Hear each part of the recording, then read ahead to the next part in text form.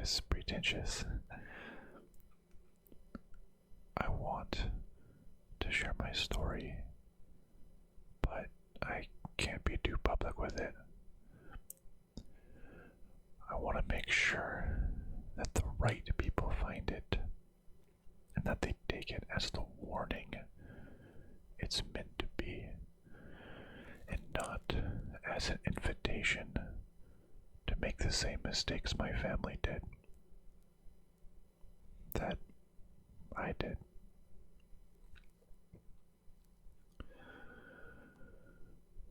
My name is Nicolae Pastore. I hear music from outer space. Now, if that didn't make you roll your eyes, then I know I can trust you. I'm writing this as my family prepares to do something dangerous. Something that threatens everything that is. It must be done, though. We have to find my son, Lex. We can't leave him where he is and live with ourselves. I'll try being as thorough as I can in the hours I have left. Even if we pull this off without destroying the universe, my family and I will be fugitives for the rest of our lives. They're coming for us regardless of what happens, so I have to be quick. I'm writing this on the night before we rescue Lex, who is adrift in the fog space behind the outward-facing facade of this universe. My brother-in-law, that ghoul, is responsible for sending him there. I don't know what will happen to us when we try to rescue my boy, so take this as your first warning. If you ever come across a man named Lucius Selig, who perhaps goes by the title Master Lucius, please use what you read here to destroy him. A second warning. I've read the papers. Mendocino is going crazy with reports of storms and sightings of strange government agents spying on people. There were articles about it in the Mendo Mercury just this morning. My father-in-law, Emerson Selig, read one and almost fled town. He thinks they're looking for us. They know that something is about to happen, and they're trying to put a stop to it. They could throw us in prison, or worse. Dad calls them the Charter. He says they run everything that exists. They are order and oppose people like my family, who they say represents chaos or children of the anomaly. My father-in-law has been afraid of the Charter for years, and until recently, I always suspected that he was starting to lose it in his old age, but once you watch your son fade out of tangible reality over the course of weeks, as I have, you'll never doubt anything again. I've attached the Charter's insignia here. If you're anything at all like my family, you should run the moment you see it.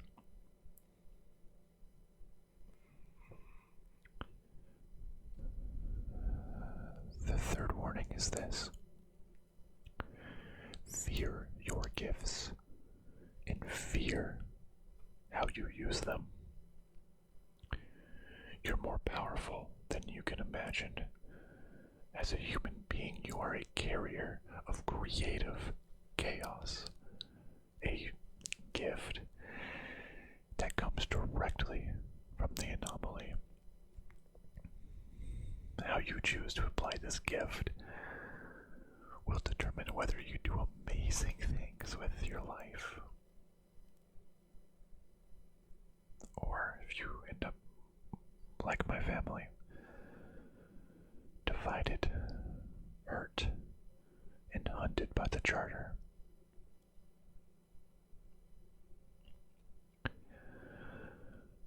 I'm afraid the third warning will take some explaining, but the last few days have fundamentally changed how I perceive the universe and humanity's place within it.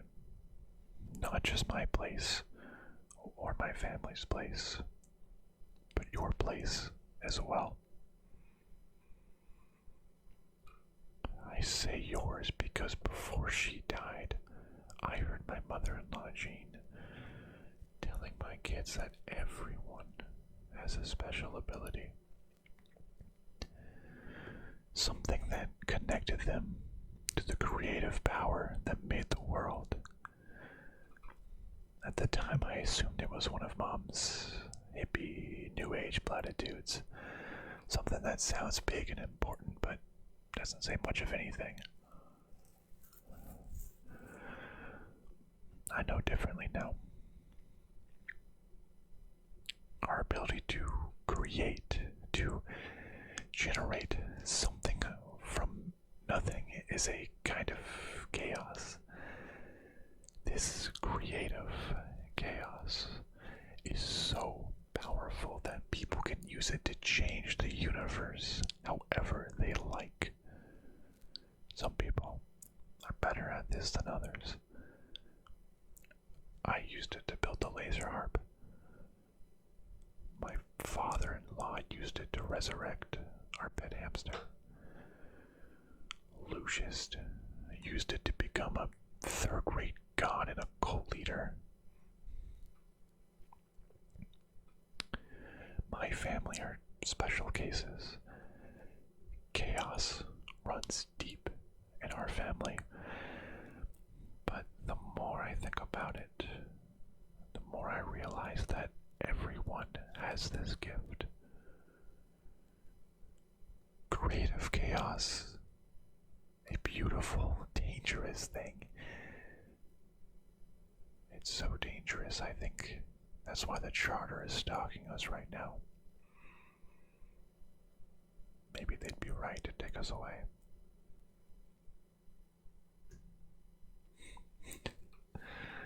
I must sound crazier than Dad.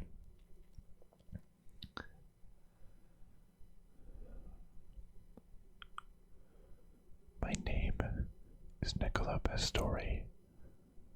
I hear music from outer space.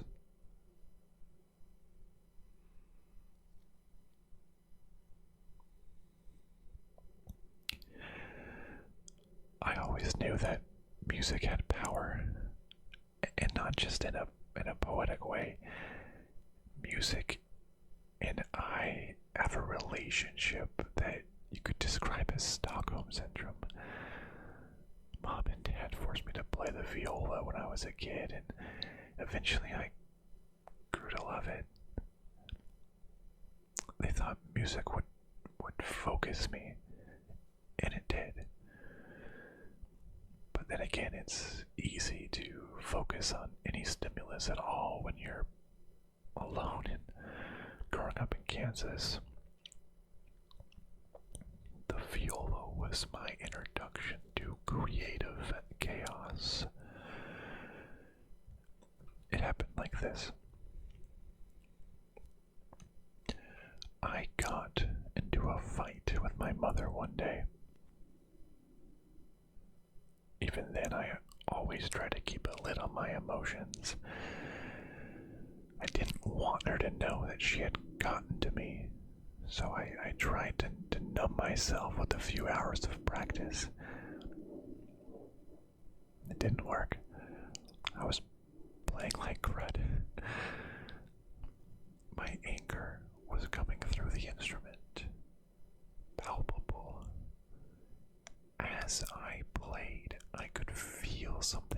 else in the room with me. Something that wasn't sound but was connected to sound. As my anger reached its peak, I sawed one particularly ugly note into the viola, and my door slammed shut with a bang.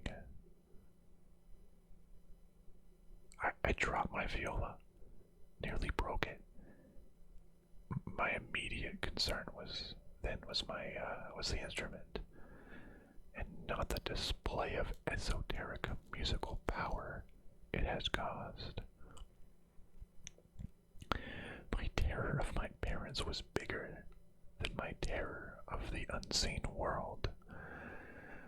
Once I knew the viola was safe, I had plenty of time to freak out about what happened. I'm in my 40s now, and I'm still freaking out about it. What made my door slam? Wind. Ghosts. I was too afraid to practice for weeks. The slamming door was accompanied by a vision, something that scared me even more. As I played that note, I saw a glimpse of the multiverse at a foundational level, down to where all the gears and pistons were. I saw a battery of sonic energy powering everything around me.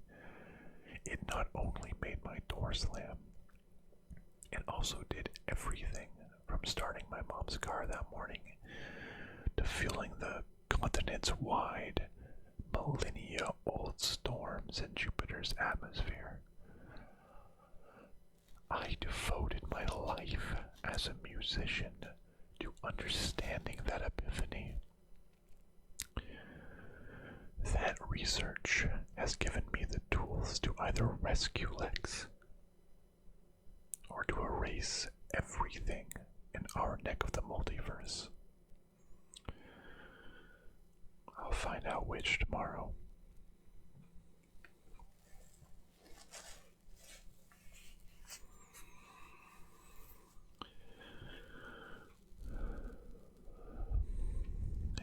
Emerson summarizes chaotic musical phenomena better than I can. Sound is the key to the universe. His theory is that sound gives shape to all matter. Sound guides all energy. If we could learn how sound works, we could accomplish anything we wanted to. There are plenty of researchers like Emerson. The fringe science world is full of them. I'm different. My experience with the viola led me to approach this field as an artist. I am an esoteric musician. That name sounds ridiculous, but I didn't come up with it. It was coined on a forum I visited in the 90s. Esoteric musicians compose music that tampers with the physical laws of the universe. We're all obsessed with John Dee, who in the 1500s suggested that there was a musical language that powered creation. I borrowed his alphabet for the code you solved. Esoteric musicians work on the border between art and the supernatural. We trade mixtapes of music that can raise the temperature of your apartment or reverse the polarity on a magnet. You're probably familiar with the esoteric musician named Dr. Kim.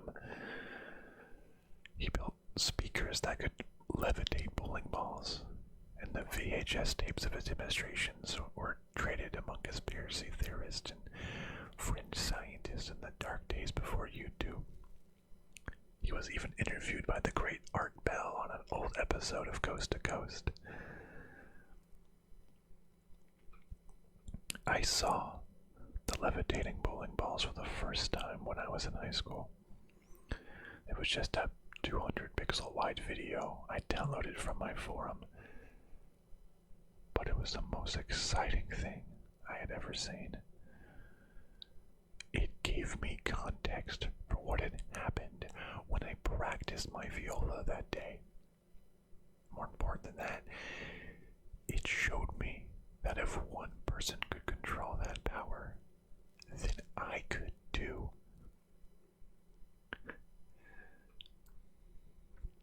I spent months trying to slam my door by playing my viola badly. It never worked again. I wondered what that experience was like for my parents. I competed in state music competitions in school. They must have wondered why I was intentionally playing noise whenever I practiced. I eventually got frustrated and gave up. I spent the time I would have spent practicing in Wiki's Plasmaplex, an arcade in my town strip mall. I think it's abandoned now. I'm an obsessive person by nature, and back then I focused all the attention I once spent on music on one game, Galaga.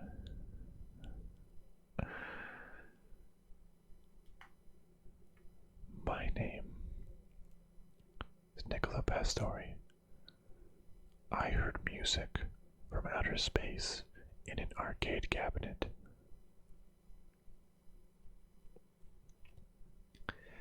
If you thought levitating bowling balls half a centimeter off the ground was a lame thing to do with music, get a load of this one. I used esoteric music to become God at Galaga. I started to see the game as a musical composition.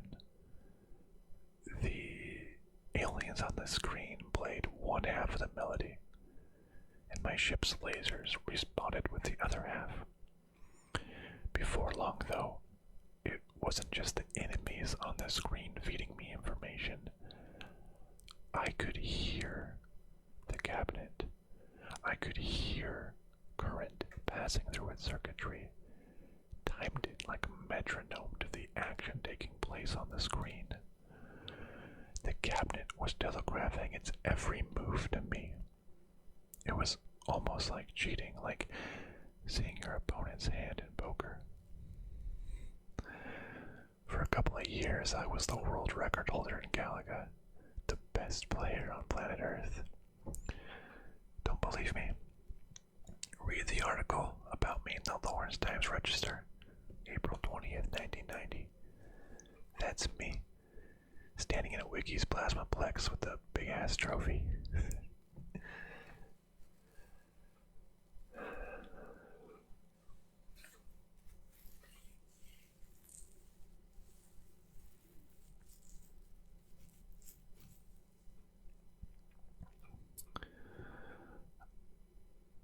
I had to quit because every cabinet in the arcade started speaking to me. I could not only hear Galaga, but also Defender, Arkanoid, and Crystal Castles. All 150 machines and wikis screaming at me at once. It made me anxious, so I quit.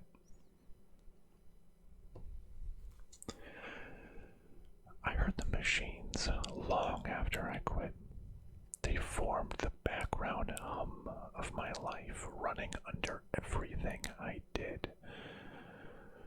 Some people experience hum for years, and for them it can be very disruptive.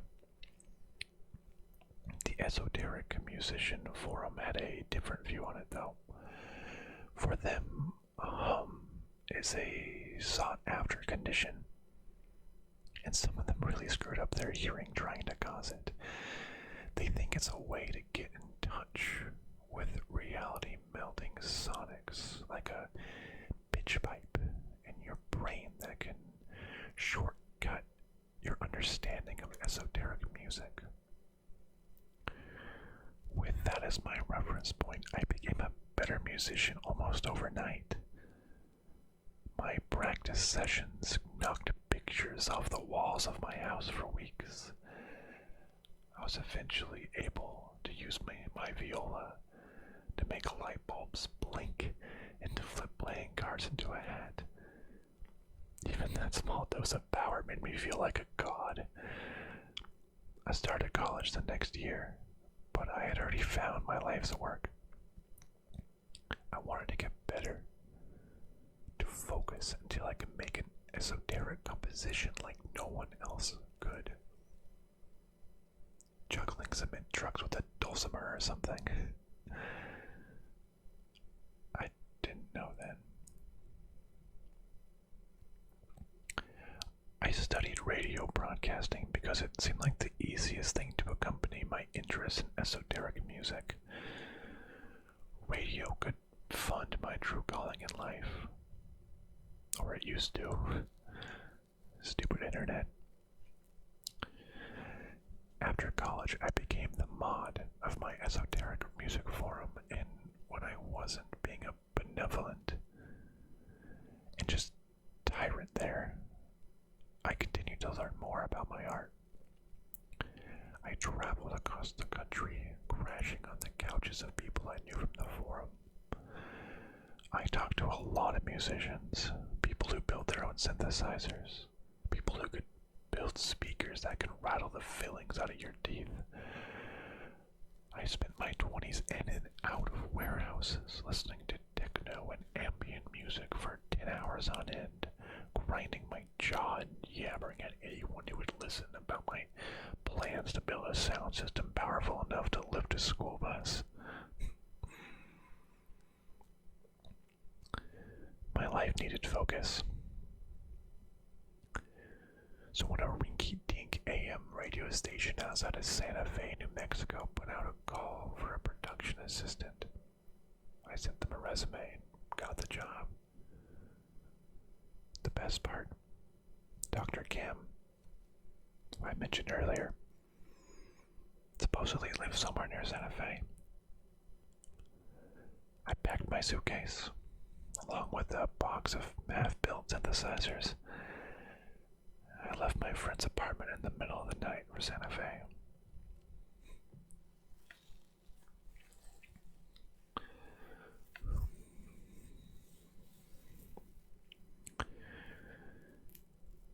Kim was difficult to track down. He had a notorious temper, and he stopped making public appearances after he got into an argument with the panelist at a UFO conference. I searched for him as best as I could through old BBS message boards for esoteric musicians, but it was slow work. I would look for him all day, and then go to the radio station at night. One of my favorite blocks to produce was for a program called From Beyond, a conspiracy call-in show. One night, one of the callers reported seeing strange lights in the sky in the desert south of Santa Fe. The lights were accompanied by a rumbling, low-frequency hum. Could have been Kim. Even though I had chased many dead-end calls like that before. Still, I waited until the caller was off the air to take down the exact location of where she saw it. I camped out in the hills, overlooking the desert for the better part of a week, leaving only to make my shift to the station. I passed the time most nights, huddled under a blanket with a hacked Casio keyboard on my lap. I was trying to compose a song that would light a campfire. One night, after many failed attempts, I played a chord and saw a 20-foot tall column of fire rise somewhere over the next hill. Thinking I had caused a wildfire. Is esoteric music limited by distance? I didn't know then. I grabbed a pathetically small fire extinguisher and hurried off in the direction of the flame. As I crested the next hill, I saw him. Dr. Kim was wearing a weather-beaten duster coat and a pair of goggles with dark blue lenses. He held a small keyboard in his palm, which he played through a semicircle of speakers directed at a campfire that jumped and spat balls of flame in time to the music. I stood watching him with my mouth agape until he had finished performing. Most of my compositions were strictly experimental, but Kim's esoterica could just as easily work for an audience, assuming you didn't fry them in their seats. Just outside of the semicircle, I could hear a new resonance, similar to the one always buzzing in my ears, but fuller and more powerful. I could feel the power fueling the fire display buried within the cycles of that buzzing sound. Kim's keyboard merely touched on points of contact with this resonance, and he used it to sculpt the fires into columns. Within the few frantic closing bars of Kim's performance, the fire spat one sphere of flame that rose high into the air, arcing in the direction of the moon. I applauded, scaring the hell out of the man who was to become my mentor.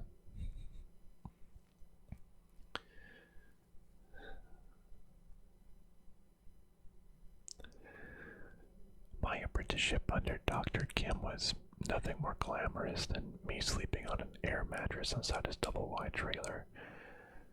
I kept his adjacent workshop clean, roasting in the summer months because Kim claimed the rattling vibrations from the air conditioner would disturb his research. That might have been true, but then again, Kim was notoriously cheap. But my God, his sound system was like something from ancient myth, a force powerful enough to make Thor run away, crying and flapping his hands. We'd take a set up into the desert behind his home and go bowling. That is, we would use the keyboard to pull rocks at junk refrigerators that we found in the Arroyo. For Christmas, Kim flash fried a turkey using a speaker playing my favorite Underworld albums. I was one step above homelessness back then, but I was in heaven. I still think about Dr. Kim whenever my tinnitus keeps me awake at night.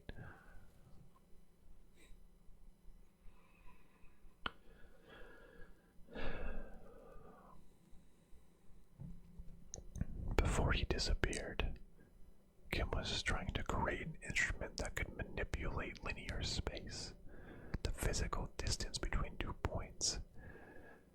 I remember one afternoon at his workshop. I was reading a paperback sci-fi novel, one with an elaborately detailed Boris Vallejo painted starship on the front of it. Kim pointed at the starship and said in his brusque manner, "Obsolete." He showed me his notebook, and I saw the schematics for a harp, an instrument that could use sound to seep into the pores of reality and pry them apart, creating a tunnel of sonic energy that could start at point A and end at point B, which could be anywhere you wished. It was a device for wormholes, for traveling across space. No giant starships required. Kim, who could often be as bland as he was inventive, simply called it the harp.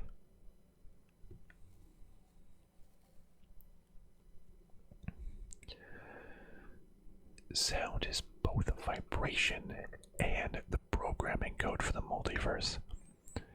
By soaking an area with the right frequencies, you can pull back space like a sheet. Stepping through the portal is like being backstage at a concert, only the exit will spit you out anywhere you want it. your living room to a planet on the other side of the solar system. I heard rumors of these kind of instruments on the internet, but I had never seen one in person. Apparently, Emerson's war buddy, 17, had a similar instrument, but I like to think my laser harp is the ultimate expression of this idea.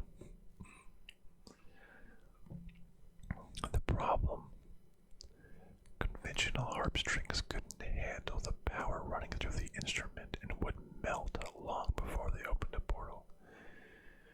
We needed something with the tensile strength of a bridge cable, even to do something as simple as transport a toy car from one end of Skim's workshop to the other. And that isn't to say we didn't attempt the instrument. I returned home from the radio station one night to find Dr. Kim hanging in a harness from a steel beam high off the ground outside of his workshop. He was threading a 2-inch thick cable through a hole drilled in the beam. It was his plan to build a larger-than-life harp to power the wormholes. He visited a wrecking yard a few days later and returned with 3 junk trucks. To the front bumpers of these, he fused metal arms with a hook. The trucks with their hooks would pluck the strings of his massive harp. Kim, myself, and one other person would have to perform the wormhole composition by driving the trucks.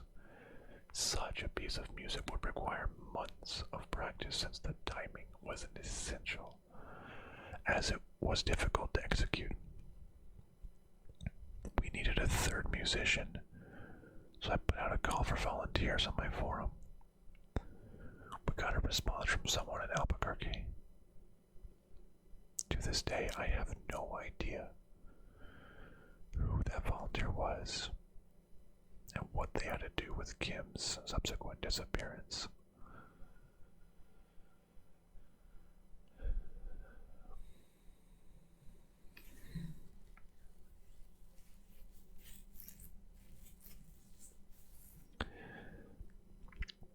The day Kim was to meet with her volunteer, I spent the entire day in Santa Fe. I hadn't completely given up my love of all-night raves, and I intended one deep in the Pecos Mountains. It was at this party I met Piper, my wife.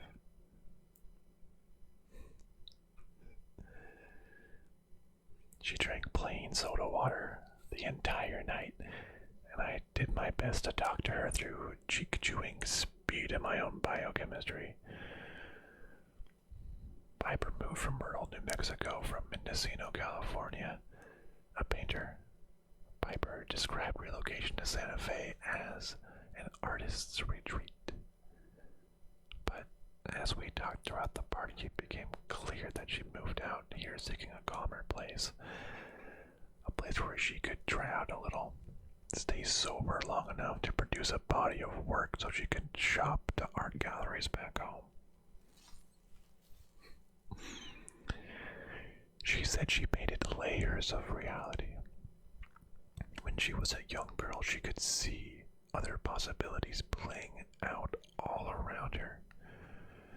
If you were to flip a coin, she would see it come up both heads and tails. She could sense multiple outcomes of the same conversation around her family's dinner table. Information overload became a problem for Piper, and she used to spend hours in her room with her head buried under her pillow until her mother, Jean, encouraged her to take apart. Better to paint every reality than to try to live in all of them, she said. I felt like I had found someone who was like myself. A rare thing since most of my friends came from internet message boards. Piper understood the chaos hiding beneath vanilla reality. She saw the world as it appeared, as well as the river of gooey possibility running underneath it. She plumbed this river to create artwork that dealt with similar themes as my music.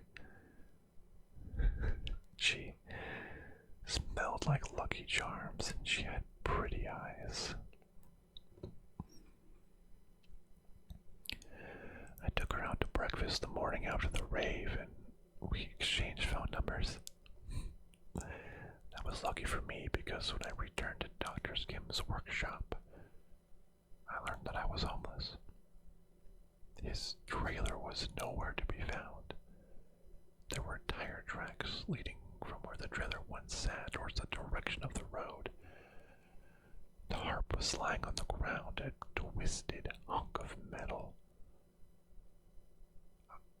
I walked into the shed that served as Kim's workshop and found that it was empty of anything useful. There was a guitar pick by the door, but that was all. I called the sheriff's office to report a missing person, but they said it was more likely that Kim picked up and left. There was nothing tying him to the area. I should have been afraid for Dr. Kim,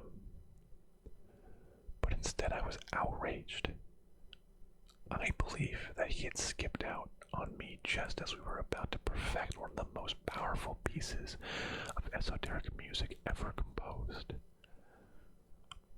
At the time, I thought he did this because he was trying to hog the glory all for himself, but today, as my father-in-law keeps looking between the blinds for charter agents, I'm not so sure. Maybe I dodged a bullet meeting my would-be wife at a rave. I have no idea.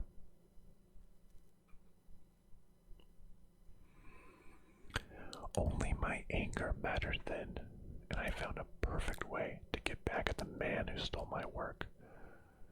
Conventional harp strings would break the moment current passed through them. Bridge cables were ludicrously difficult to use. As I sat inside Kim's empty workshop seething, I saw narrow bands of light shining through the dirty window panes. I had an idea. Strings won't work, not physical ones anyway. Bands of light, though. Lasers that are so delicate and ephemeral they can't be snapped. The idea for the laser harp, my greatest work, was born. My name is Nicholas Pastore, and I engineer music from outer space.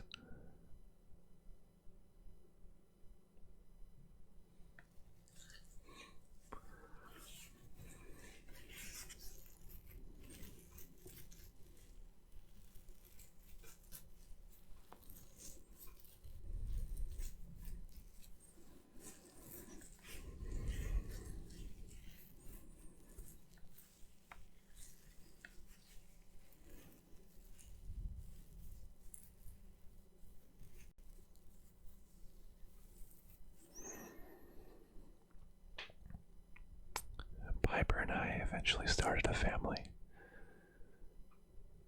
moving to our childhood home in Mendocino, California, with her father and Jean, her mother. I packed my few belongings, along with a couple of scraps of the laser harp, into a box and hit the road with Piper. My wife supported us with her artwork until I got another production job at a local radio station. Our twins, Lex and Morgan, came next. I guess twins are something of a family curse for the Zeligs. Piper and Lucius are twins, so was Emerson and his late sister. Genetics are strange. Lex and Morgan loved their grandmother, and even though she came off as a little too crunchy granola for my taste at times, they learned a lot from her. I did too. Jean had an uncanny ability to see into someone's creative life. She was like my muse. My work with the laser harp nearly destroyed my relationship with my children and my wife, but Jean was always supportive of me. My workshop was in a room behind my bedroom.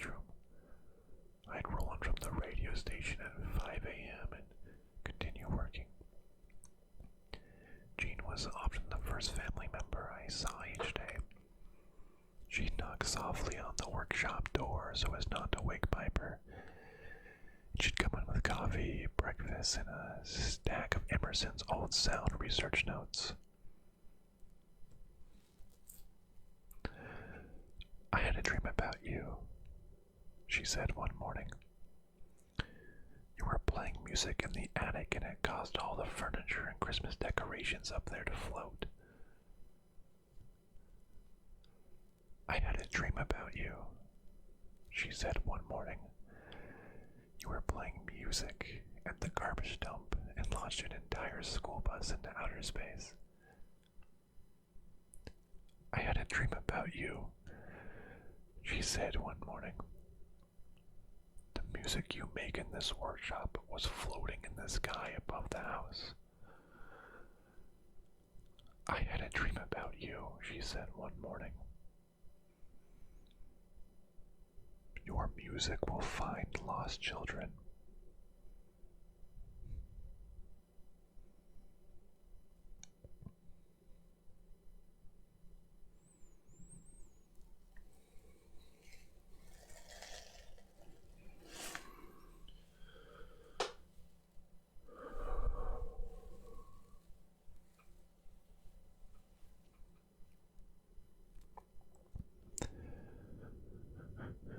The rest of my home life wasn't so validating.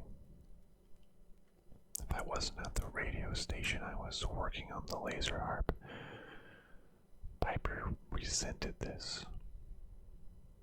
She accused me of not being present enough for our children. It had gotten so bad that I was sleeping on the couch in the living room until Piper's dirtbag brother Lucius moved in. I'd been trying to perfect the laser harp for years. I had some success moving objects, but I never came close to opening a portal.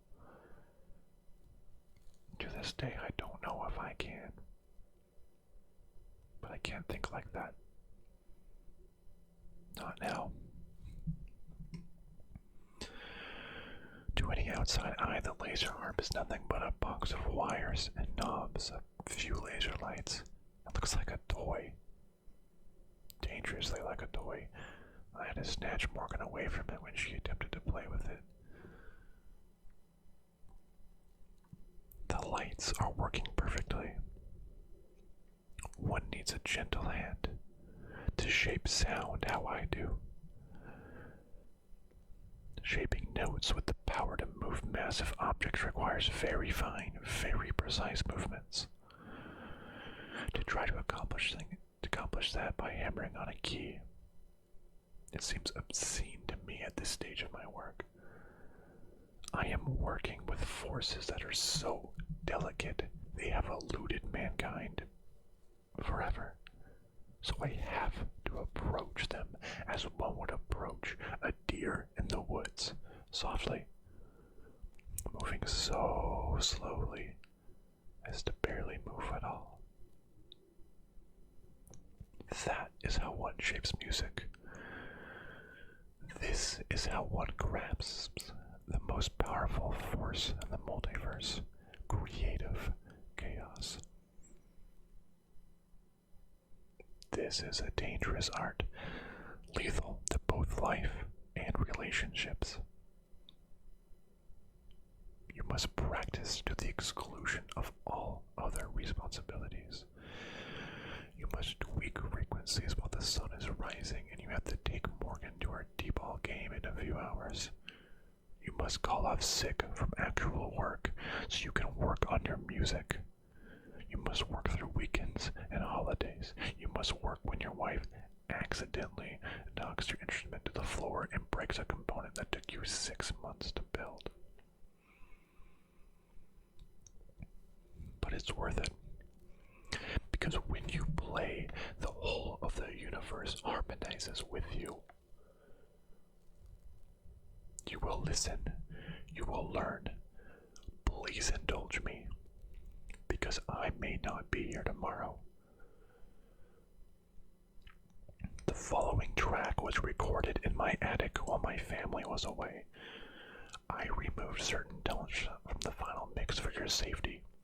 Use headphones at your own risk.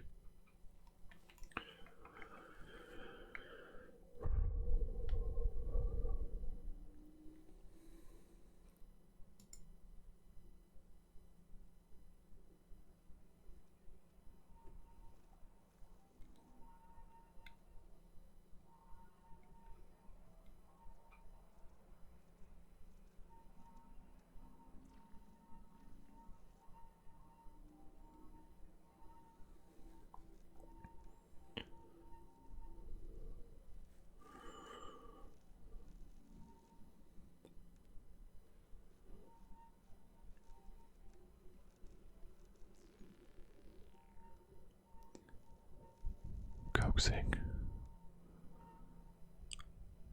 Largo. Allow the notes to coat the room. Notes should wrap around furniture, tighten grip.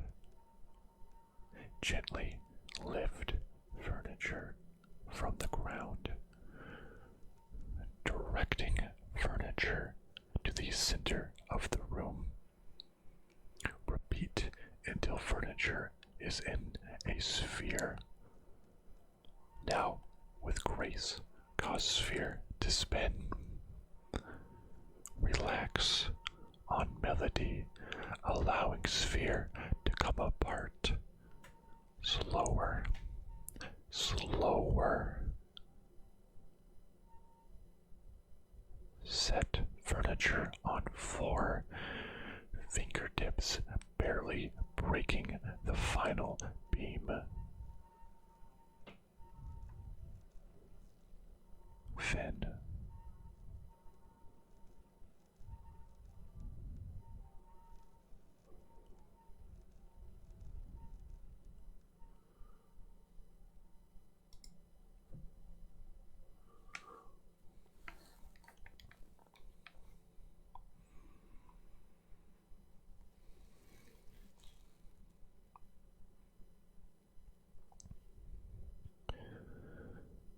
I worry that my absence set Lex on his course towards the fog space.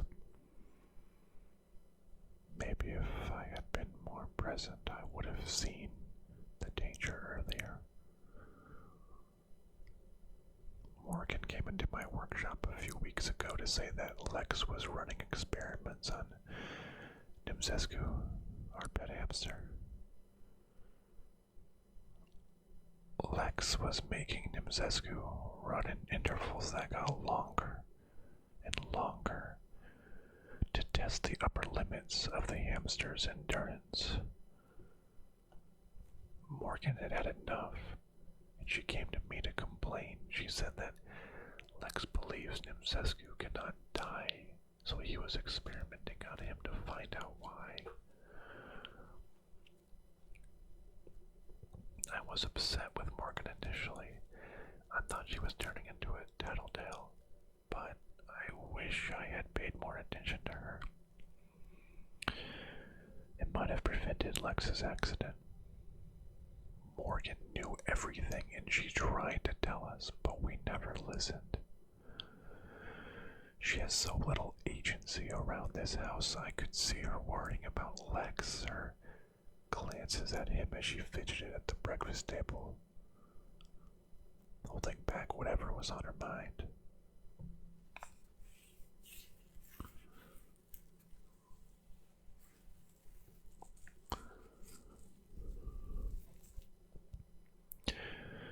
Instead of reaching out to Morgan, I asked if she and Lex would like to help me collect sounds down at the beach. All of my work on the laser harp is sampled and modulated from sounds I gather myself. I like captured audio as opposed to tones I construct on a synthesizer or on a computer. It's part aesthetics, part superstition. If my instrument subverts the laws of nature, I might as well meet it halfway by using sounds I steal from nature. I took the kids down to the cave by the beach. They ran around inside the cave, roaring at each other like they were mastodons. I grabbed a clip of that on my field recorder. Got some audio of the surf, the gulls, the sound of a guy throwing a frisbee to his dog. A decent enough haul for the morning. When we got home, the kids told their uncle about their day.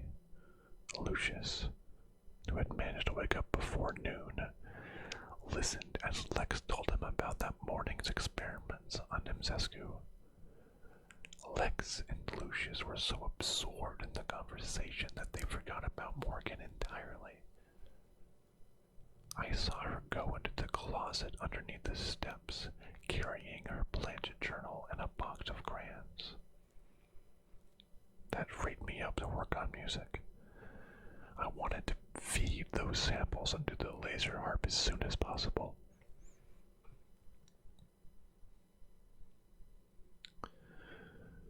I noticed something strange as I prepped the audio from that morning for the laser harp. I felt like I did when I was playing Galaga down at Wiggy's. I couldn't shake the feeling that there was a pattern buried somewhere in the sound.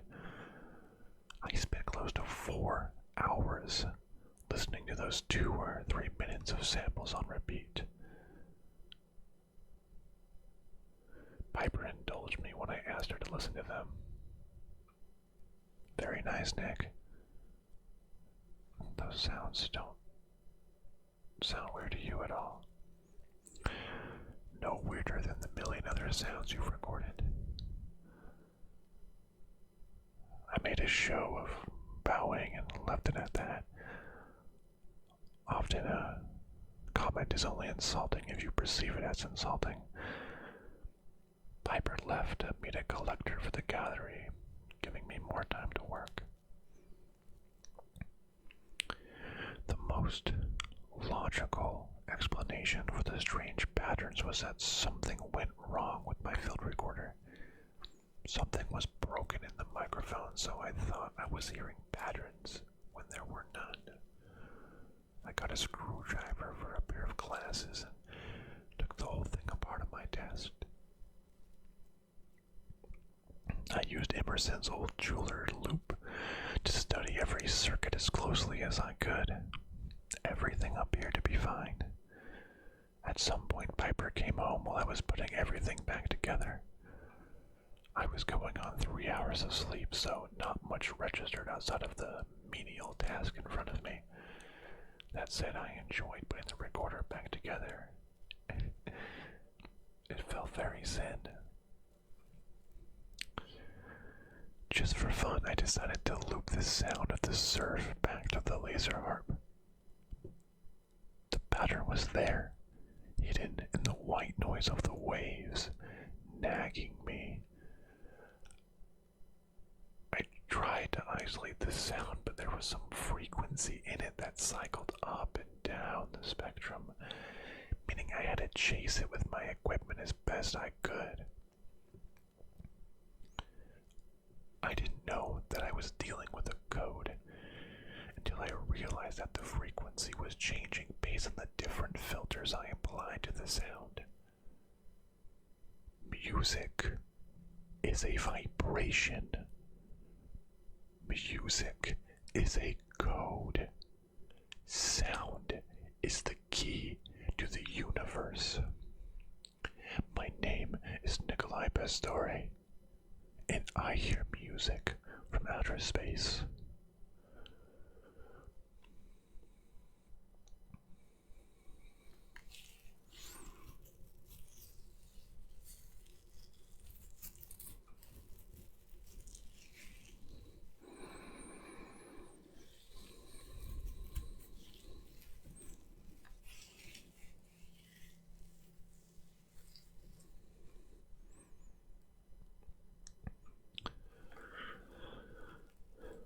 I improved the laser harp over the last few weeks. A couple of nights before Lex's accident. After a nasty fight with Piper, I took it out to the Mendocino junkyard. My first rambling conversation with my wife was about how I would, one day, lift a school bus with music. Well, listen to this.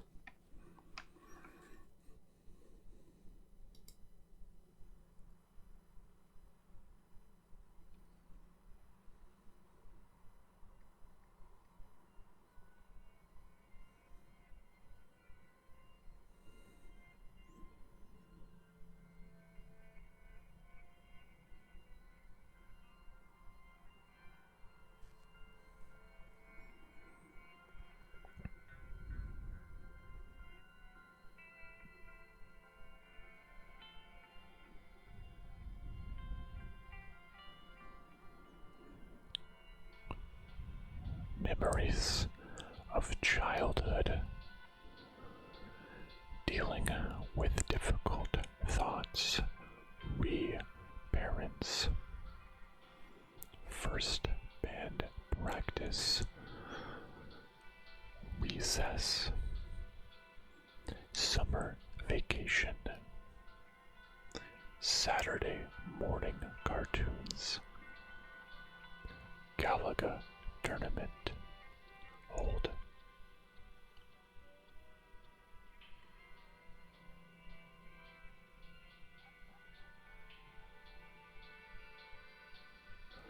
School bus rises into the air.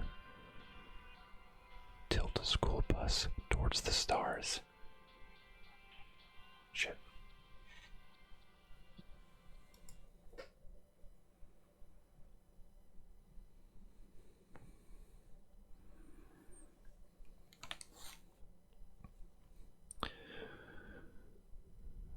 Notes on the above performance. There are dozens of dogs at the junkyard, angry ones. I almost didn't get out with the laser harp. I had the school bus rotating on its hood ornament like a ballerina in a music box. When I heard the barking, I grabbed the harp and ran, cutting off the last note of my performance. I heard the sound of metal tearing apart. Looking behind me as I ran, I could see the top half of the bus sticking out of the ground like a monolith. I have no idea where the bottom half ended up. Someone else in some other world is half a school bus now. Enjoy it. You're welcome.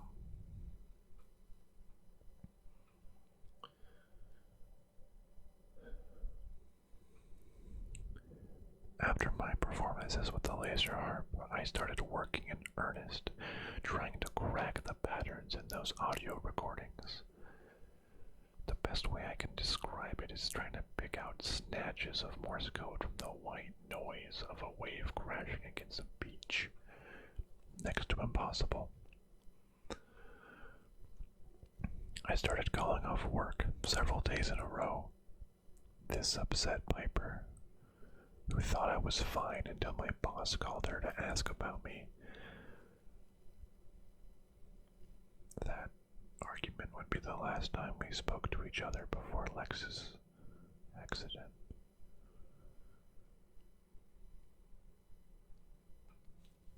I did it though. I cracked the code. After what seemed like the millionth attempt, I stripped out all of the filler frequencies and was left with a voice. I attach the audio file here. Is it possible that I hacked into some shadow government's answering service? Pretty ingenious to hide audio logs behind a sound log. The implications of these transmissions are enormous, especially in the light of what Emerson had told me about the Charter. If such an organization exists, they're probably sending their transmissions through the substance of the universe itself. Their messages are probably passing through your body right now, through mine. This lament, this struggle between order and chaos is likely printed on every scrap of matter in the universe. If sound is the key to the universe, what does it mean when we're submerged in sounds like these? Jean used to talk to the twins about the anomaly, the source of all creative power in the universe. She told Lex and Morgan that our family was descended from the anomaly, along with most other humans. I always assumed she was speaking figuratively, a kind of fellowship of all mankind fable, but the files speak for themselves. Listen.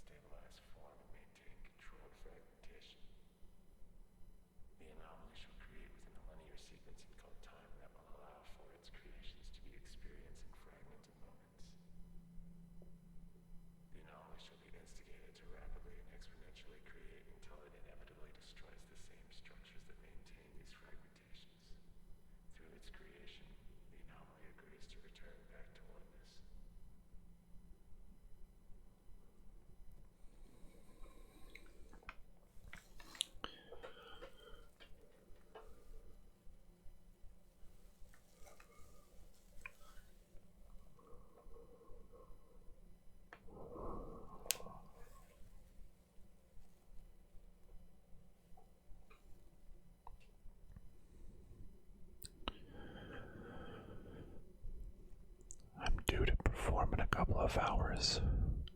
A song that I hope will retrieve Lex from his prison in the fog space. I'm going to marathon this post to give you as much information as I can. I understand the transmissions now. Charter, anomaly, order, chaos. Two separate and equal forces through which everything exists. The anomaly, with its insane heat and generative energy, is the battery that powers the clockwork structures of the multiverse built by the Charter. Jean practically spelled it out for us, but we never heard her.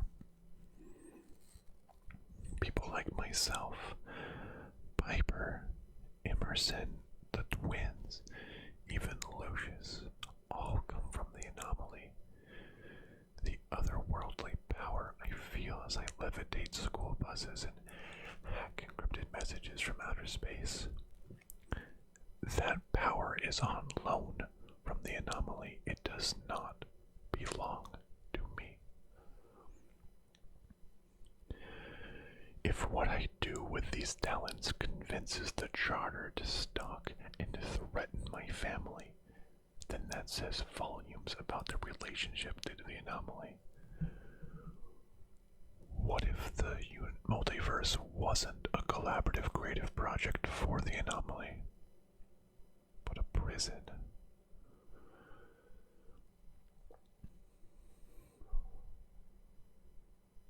Every member of this family is of the anomaly.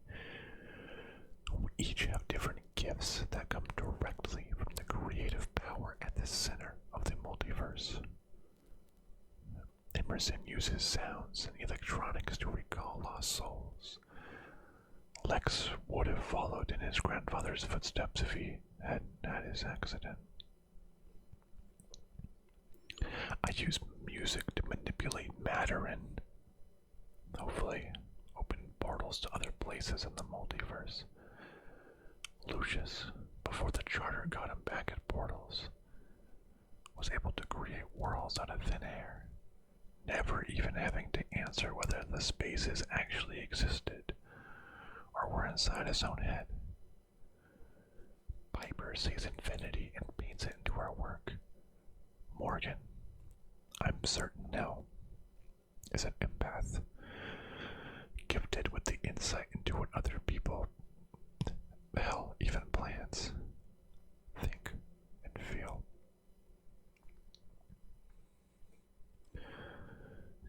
Jean inspired us to not only use our gifts, but to use them to shove against the artificial barriers imposed by the Charter. Jean showed us how malleable time and space are. She showed her husband that sound was the key to the universe. She showed Piper that when you chip away at the first layer of paint on this reality, you find another layer, and another, down into infinity. She told Lucius that if this world is rejecting him, he can simply make a new one. To Lex, she gave curiosity. To Morgan, compassion that connects with every living thing. To me, she was always supportive of my musical career. I'm dedicating my next performance to her. But I wish she would have taught us caution. Instead, these gifts come with a cost. Emerson has to live with his guilt, remembering the consequences of his research every time Nincescu's hamster ball rolls past his desk. Piper sees so much possibility that she's aware of every universe in which I haven't failed at being her partner.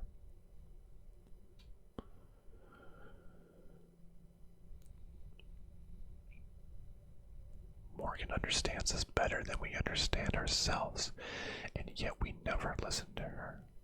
Little girl, I'm so sorry. Lex was so hurt after Jean died. His family so distant that he tried using his grandfather's equipment to fix his fear of mortality, and now he's gone.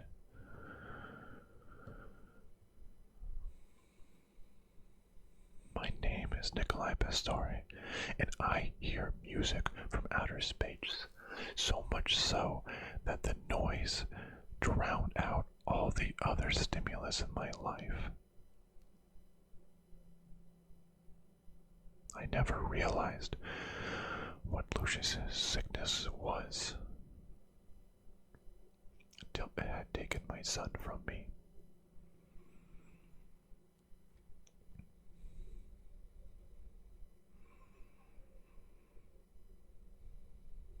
Lucius told me a couple days ago when I confronted him. Lucius was a god, not only to his numbskull followers from the power of positive mechanics cult, but also to himself. When the Charter took that power away, Lucius threw a tantrum. He moved into my home with my family with a cover story that he was broke and homeless. He manipulated us, our sympathy. He was determined to recreate the conditions that woke his power, to get back what the Charter took from him. He crept around the house while the family was away, trying code after code after code on the safe in Emerson's office. He was looking for his dad's notes, for the sonic experiment that turned both himself and Nincescu into freaks of nature. Lucius wouldn't have been able to understand Emerson's experiments, but Lex would have. After Lucius stole Emerson's notes, he brought them to my son, telling Lex that they would reveal why Nincescu couldn't die. He manipulated my son, goaded him into using his granddad's equipment. Lucius wanted to use Lex to get his powers back, but the experiment backfired. The resonance that gave Nimzescu eternal life, that gave Lucius godhood, instead erased Lex from this universe. He simply faded. He lingered. He grew less solid over the course of days until he was gone.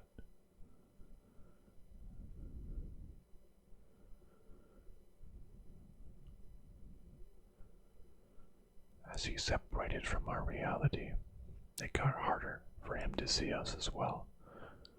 He kept talking about a fog space, a hazy place that was just outside the house. He could hear us, but it became nearly impossible for him to see as the fog rolled in. I watched him, looking like he was made of smoke, blindly trying to find his way around the house.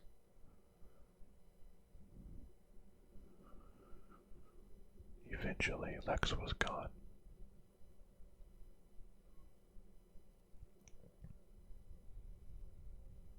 The fog space, a space outside this house, between universes. We can find the fog space. We can find Lex. We will find Lex.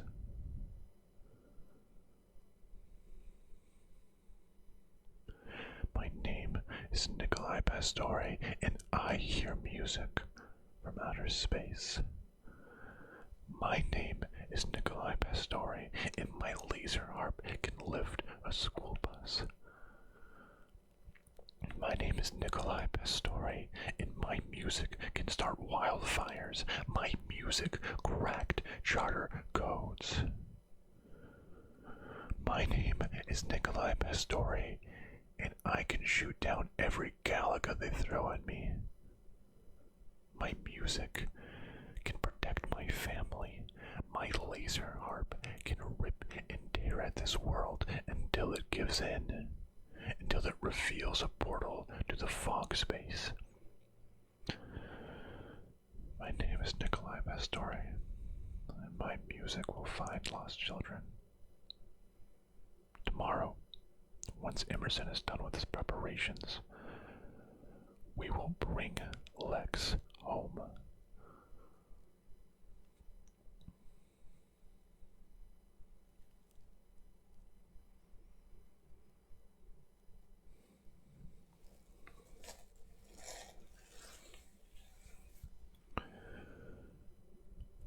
Everything's set up around the dining room table now. We will rest for a few hours and then start work. My laser harp, amplified by Emerson's transducer, should be enough to peel back the layers of this world and find the fog space underneath. The Piper will go through the portal, then Lucius. I was against Lucius accompanying her. It's not safe, it's insane. He can't be trusted. But they wouldn't listen to me. They made me feel guilty for even voicing that thought. But I have a backup plan. I'm at the controls. Should anything go wrong in there, I'll make sure Lucius answers for it. Emerson and my laser harp will open the door to the fog space. Piper will find our son. Lex will come home. One way or another, Lucius leaves. Either that, or we destroy our little corner of the multiverse.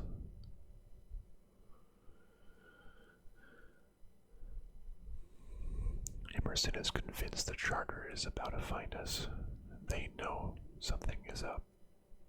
A thing like a person fading out of this dimension won't escape their notice. The Charter is order. The anomaly, and by extension, my family, are chaos. order keeps the universe whole. My family, if we are successful, could punch a hole right through reality. This has to be what the Charter is afraid of. They told Lucius as much when they fried his brain back at Portal's Bermuda. This is for your own good. This is for the good of everyone. Creative chaos kills.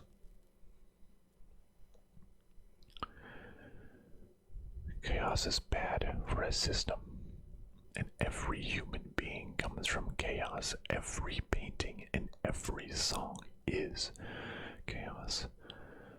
They change reality just by existing. Their power is not ours. It comes from the anomaly. The anomaly does not think. It creates and creates and creates, expanding and consuming all the space around it. Brand, but destructive. That's what the Charter suspects. If something goes wrong, the anomaly will claim this universe as its own. Alex's return could bring something beautiful and terrible with it. There are other worlds than this one, but we'd still be responsible for it. I can't dwell on that. I can't leave Lex alone in the fog space. He's just a boy.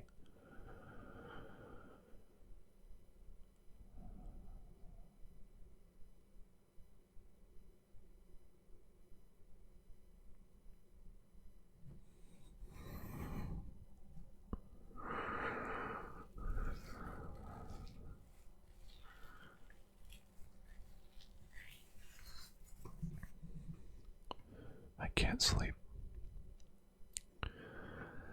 I had a premonition about tomorrow.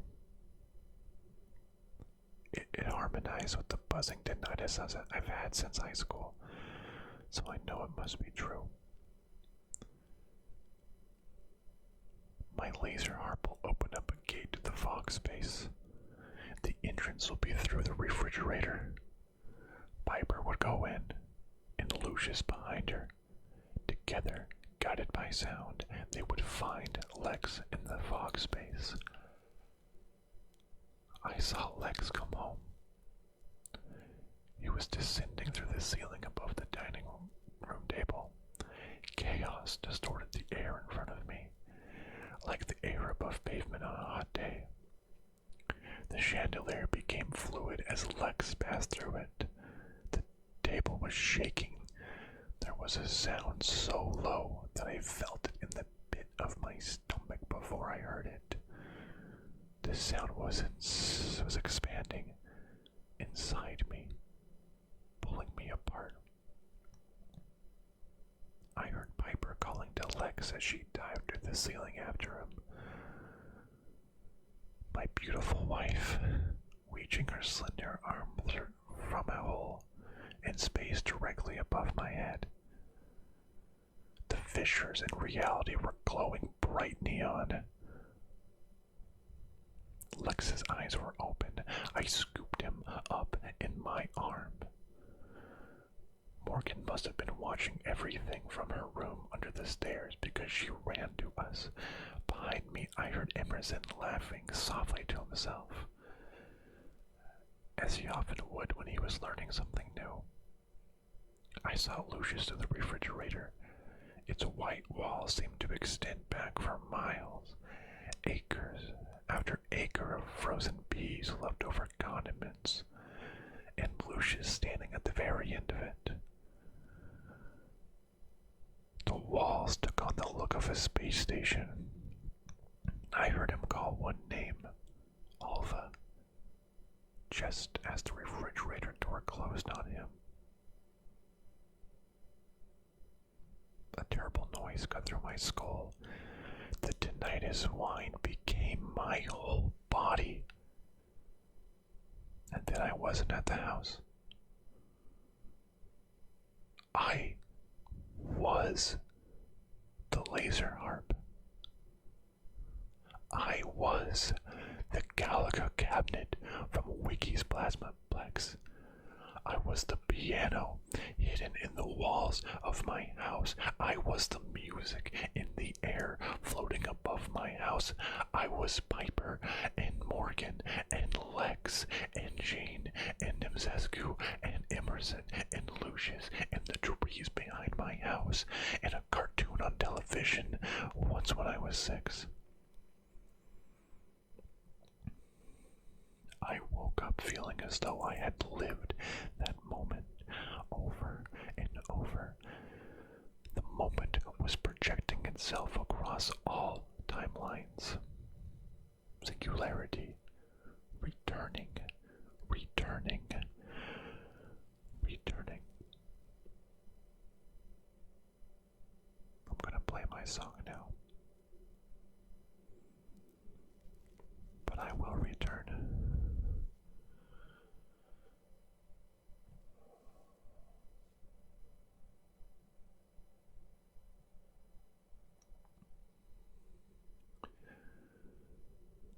My name is Nicolae Pastore, and I am music from outer space.